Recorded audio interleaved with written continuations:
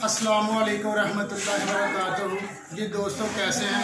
आज का जो हमारा मौजू है हरफ, लफ्ज़, जुमला और फ़िक्रा में फ़र्क। आज हम इन चारों चीज़ों में फ़र्क करेंगे। हरफ जो है, सादा अल्फाज को हरफ कहा जाता है। सादा अल्फाज को हरफ कहा जाता है।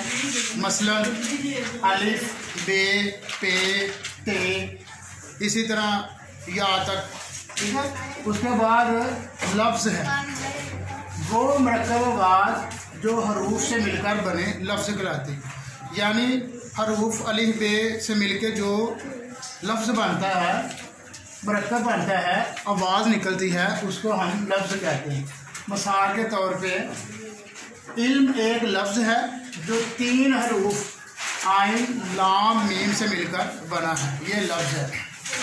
इसी तरह आगे हमारे पास जुमला है। जब चंद अल्फाज एक ख़ास तरतीब से जोड़ दिए जाएं तो वो जुमला बन जाता है। मसलन आज मौसम बड़ा खुशगवार है, इल्म बड़ी दौलत है।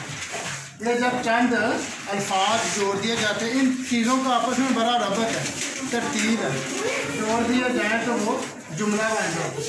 अब ये जो फ़िक्रा क्या है, जुमला को दीगर अल्फाज में फ़िक्रा करते हैं। यानी जो जुमला होता है ये फ़िक्रे की दूसरी शक्ल होती है। इसकी भी मिसाल मसलन सूरज मशरिक़ से तुलू होता है। तो नाज़रीन, उम्मीद करते हैं आपको हर्फ, लफ्ज़, जुमला और फ़िक्रा में फ़र्क वाज़िया हो गया होगा।